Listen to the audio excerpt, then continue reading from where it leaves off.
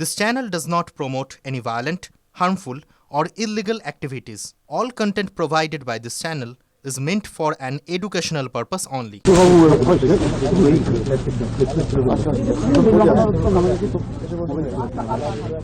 আচ্ছা, আমি তো বলি, আমি তো আপনাদের সবসময় অ্যাড্রেস করি। আমি অনুরোধ করব যে ঘটনাটা ঘটেছিল, মাইকের দরকার নেই।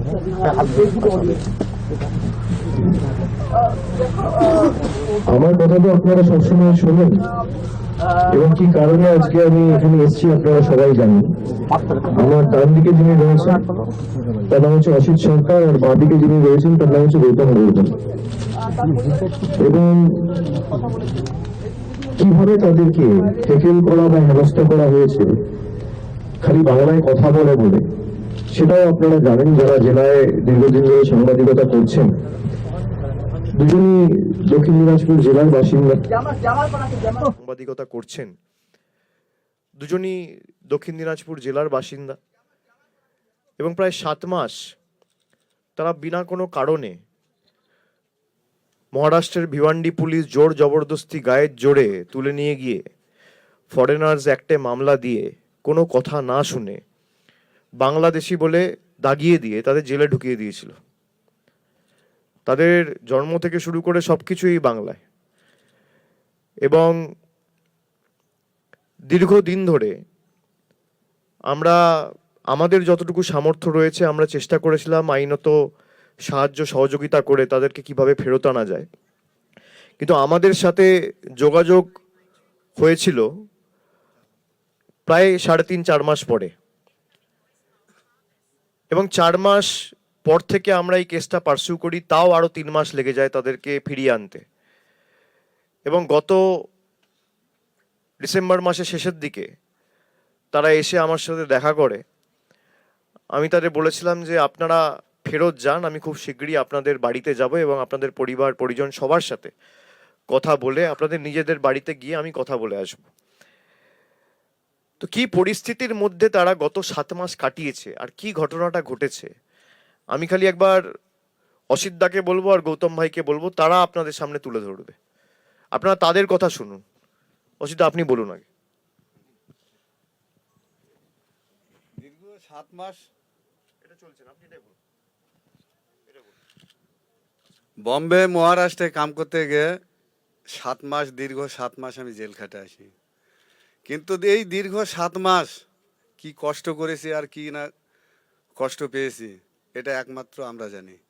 আর যে কি খেয়েছে বাড়িতে এই 7 মাস, কি করেছে, কি নিয়েছে, সেই এই উপভোগটা তো বাড়ির তারা কষ্ট করেছে। কিন্তু এই যে 7 মাস ধরে যে জেল খাটলাম, জেল খাটার পরে এই যে আজ বের হয়ে আসলাম, সব কিছু অবদান আমাদের তৃণমূল কংগ্রেস পার্টি, আমাদের অভিষেক স্যার, এবং যা কিছু সব কিছু এই যে অবদান, এই অবদান তো ভোলা যাবে না জীবনে। এই অবদান যাই ভুলবে তাই তো অমানুষ। কিন্তু এই অবদানের মতো আর কাজ নাই। আর এই যে বাড়িতে ফিরে বাড়ি বউ বাচ্চা এদের মুখের হাসি দেখে নিজেকেও তো ভালো লাগছে, নিজেও হাসি পাচ্ছি, কিন্তু এর চেয়ে আর আনন্দ পাওয়ার জিনিস আর নাই।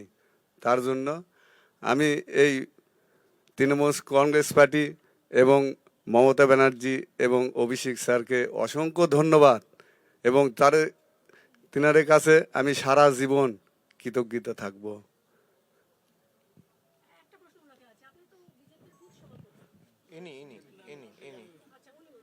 ইনি বলুক, তারপর আপনি প্রশ্ন করবেন। গৌতম ভাই, তুমি বলো। হ্যালো, আমি মহারাষ্ট্রে কাজ করতে গেছিলাম। ওখানে যায় জবরদস্তি করে আমাদেরকে জেলে পাঠায় দেয়। তো তারপর জেলে পাঠায় দেওয়ার পর আমি বাড়িতে ওই পুলিশের মোবাইল থেকে ফোন করে দিলাম যে আমি তো আর পারছি না, তো সোমবারটা অবশ্যই জানাবা পুলক চক্রবর্তীকে, সে কি আমাকে কিছুই করে হোক যেন বের করে।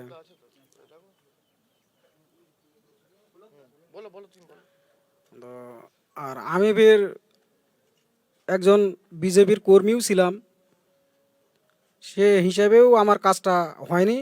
এবং আমার ওয়াইফ সুকান্ত মজুমদারের কাছেও গেছে, ওখানে যায় কোনো কাজই হয়নি। আমাকে আমার ওয়াইফকে বলছে যে ও তো জেলে চলে গেছে, ও আপনা আপনি বের হয়ে চলে আসবে মেয়াদ শেষ হয়ে গেলে।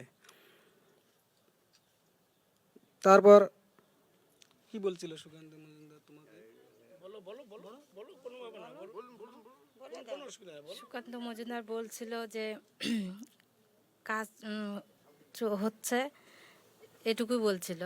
তারপর আর কোনো 3 মাস তো কোনো খোঁজ নেই। তারপরে ও বলছিল আপনি আপনি জেল থেকে ছেড়ে দিবে মেয়াদ শেষ হয়ে গেলে। তারপর আমি দেখলাম তিন মাস পার হয়ে গেল। তারপর 3 মাস পার হয়ে যাওয়ার পর আমার কোনো খোঁজ খবর নাই।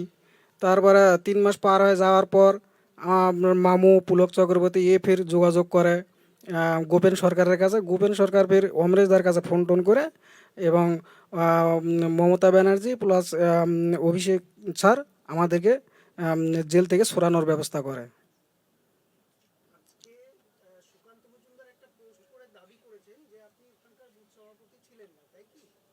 আমি ছিলাম 2019-এ ছিলাম।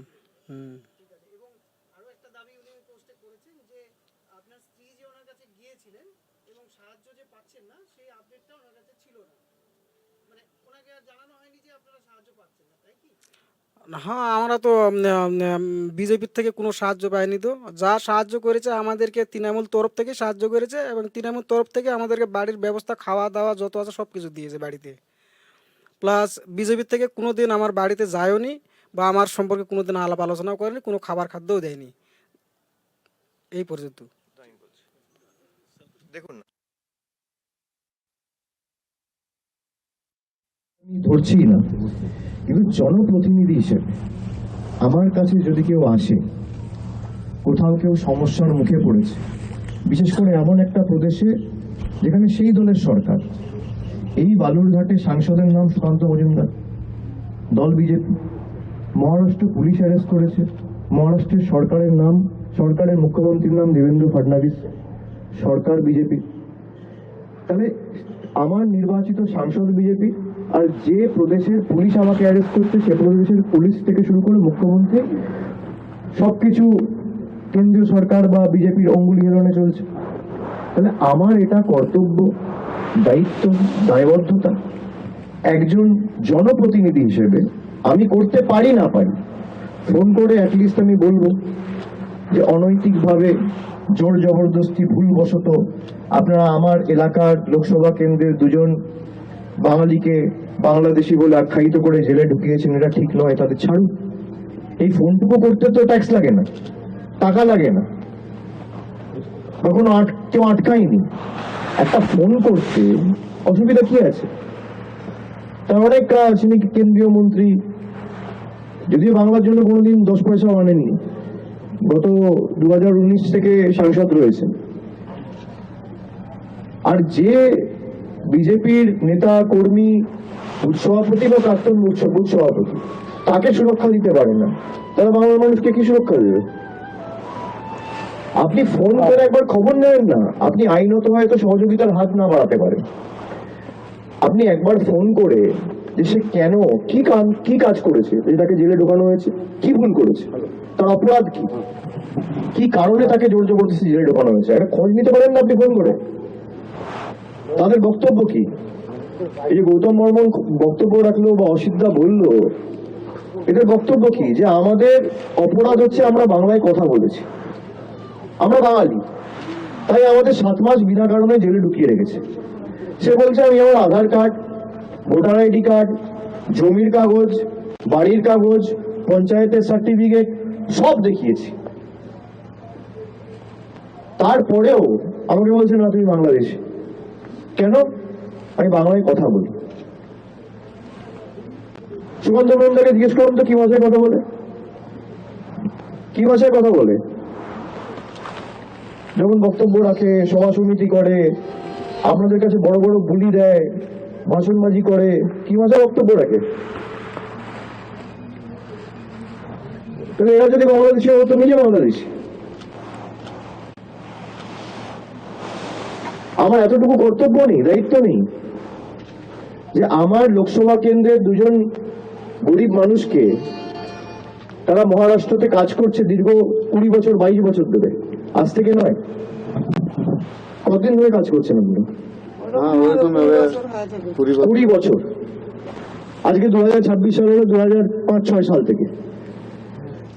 তাহলে যারা 20 বছর ধরে বাইরে কাজ করছে, একটা সমস্যার মুখে পড়েছে, তার পরিবারের যাকে ধরেছে তার স্ত্রী আমার কাছে এসে সাহায্য চাইছে।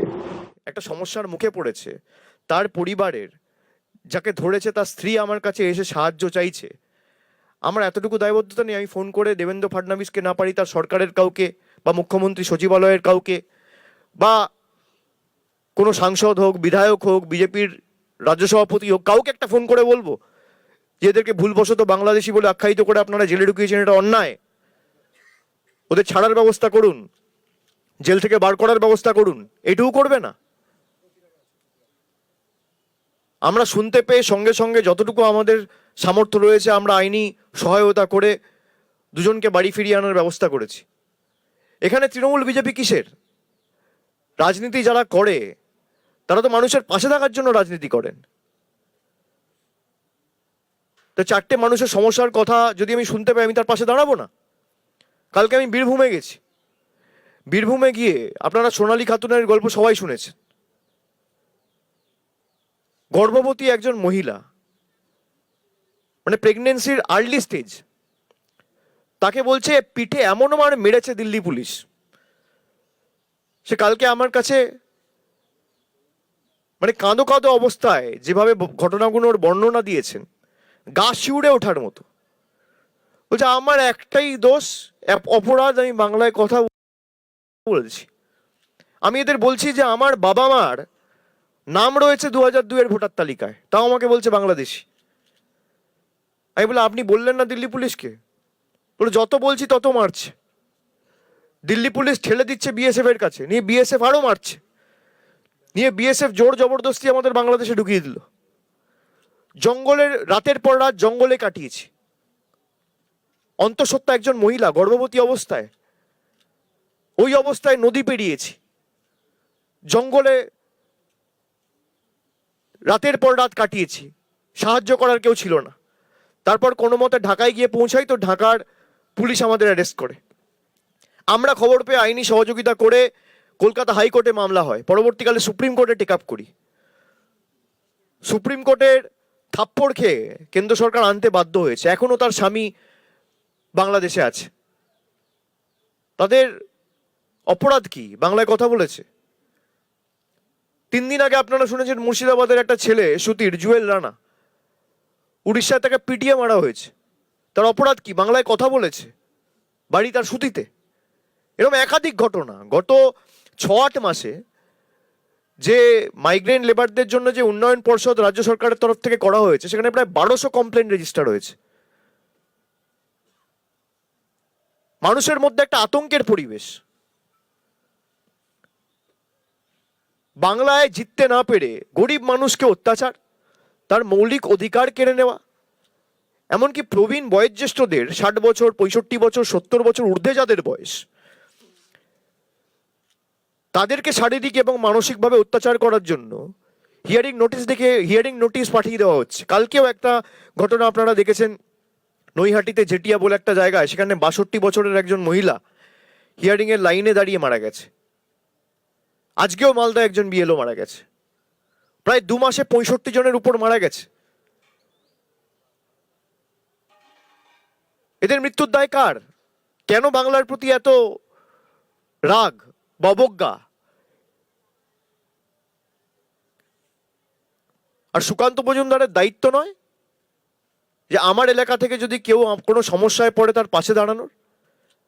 আরে আপনি তৃণমূলকে গালাগালি দিতে তো পিছু হন না। সকাল থেকে রাত অব্দি তৃণমূলকে গালাগালি দিচ্ছেন দিল্লির জমিদারদের কাছে নিজের নম্বর বাড়াতে। আপনি নম্বর বাড়ান, আপনি বাংলার মানুষকে গালাগালি দিয়ে আপনার নাম্বার বাড়ান, আর আমরা মানুষের পাশে কাজ করে আমাদের বাংলার মানুষের চোখে আমাদের নাম্বার বাড়াই। পার্থক্যটা তো এখানেই।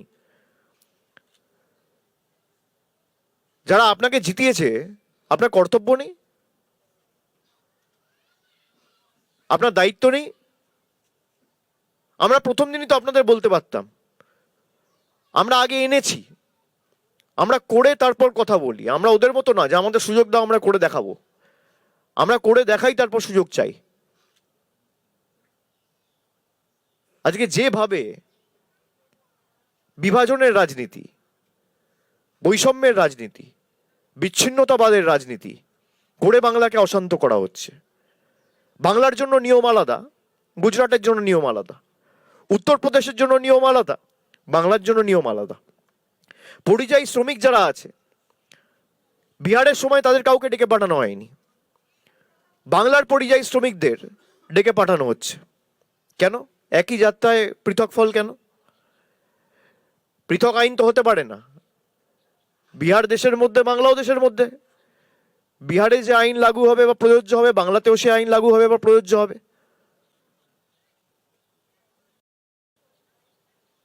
যারা আজকে, আপনি ধরুন এই 65 জন মারা গেছে, আপনারা সাংবাদিক বন্ধুরা খোঁজ নিন না কজনের কাছে বিজেপির কোনো প্রতিনিধি দল গেছে, সাহায্যের হাত বাড়িয়েছে।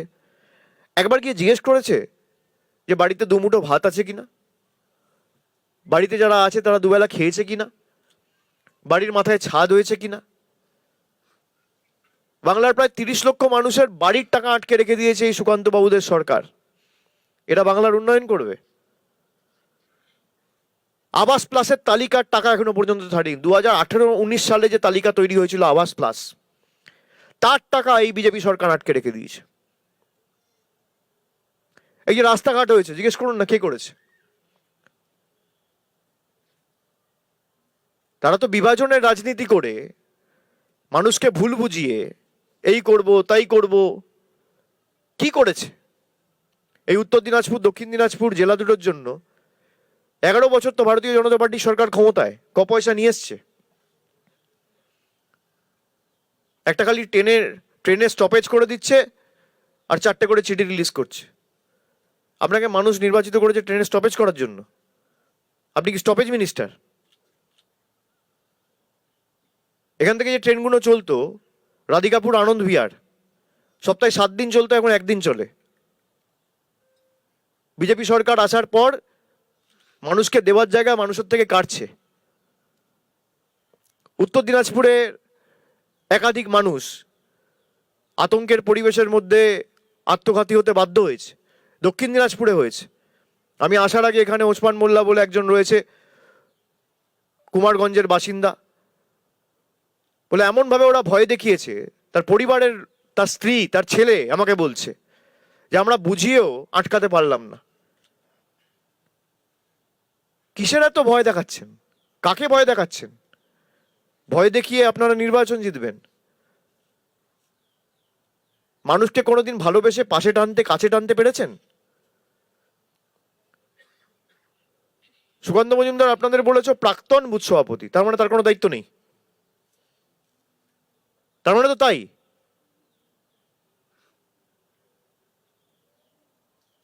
প্রাক্তন বুথ সভাপতি বলে কোনো দায়িত্ব নেই, মানে বুথ সভাপতি হলে করবো, নাহলে করবো না।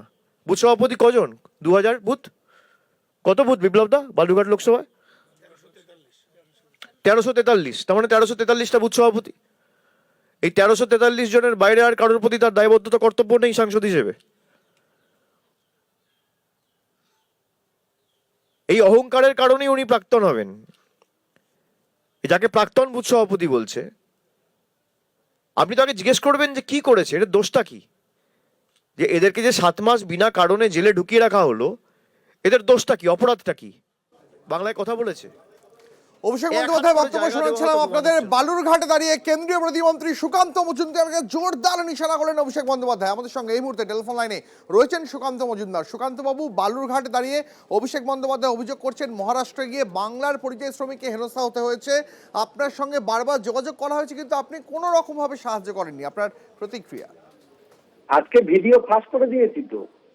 অভিষেক বন্দ্যোপাধ্যায় কতটা মিথ্যেবাদী যে আজকে তার ভিডিও ফাঁস হয়ে যাওয়ার পর যে ভদ্রমহিলা, যে ব্যক্তি নিয়ে বলা হচ্ছে, তার স্ত্রী ক্যামেরার সামনে স্বীকার করেছে যে সুকান্ত মজুমদার ফোন করেছিল, সমস্ত কিছু করেছে। তৃণমূল কি করেছে? অভিষেক বন্দ্যোপাধ্যায় যে প্রশ্নটা করেছে, আমি পাল্টা প্রশ্ন করতে চাই। আমি বলেছিলাম যে যেহেতু কোর্টের ব্যাপারটা চলে গেছে, আমাদেরকে কোর্টের বাইরে আমরা কিছু করতে পারবো না।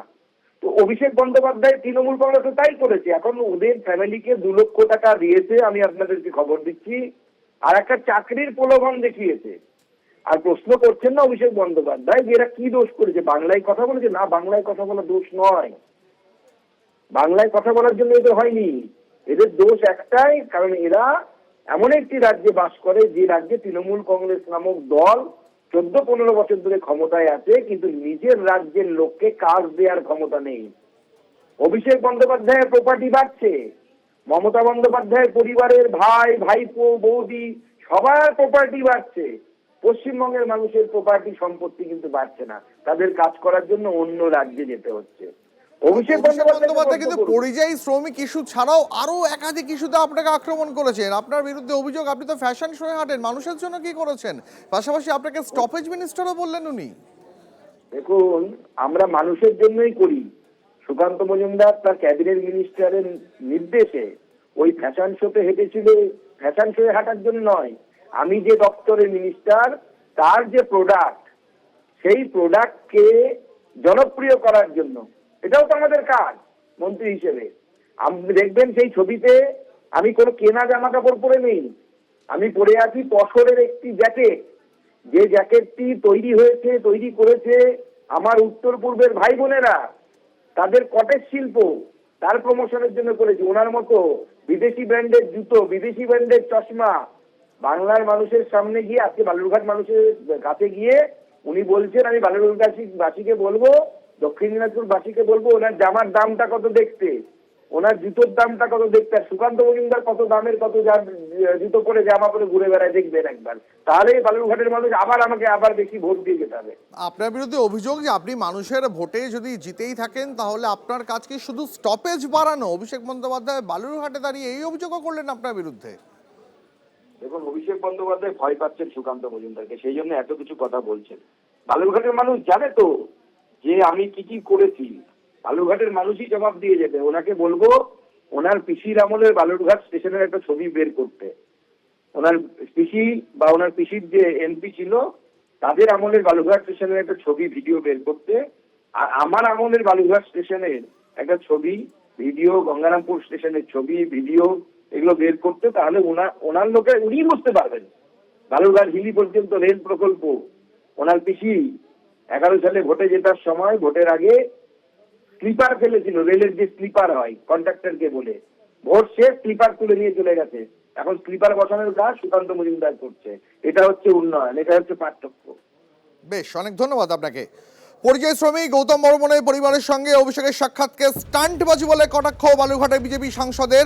যেমনটা তিনি জানালেন যে সব বিষয়ে তাকে অবগত করেন গৌতমের স্ত্রী, প্রয়োজনীয় সব পদক্ষেপেরও আশ্বাস দিয়েছিলাম। তিনি কোথাও একথা বলেননি, সাহায্যের আশ্বাস না পেয়ে কাঁদতে কাঁদতে ফিরতে হয়েছিল।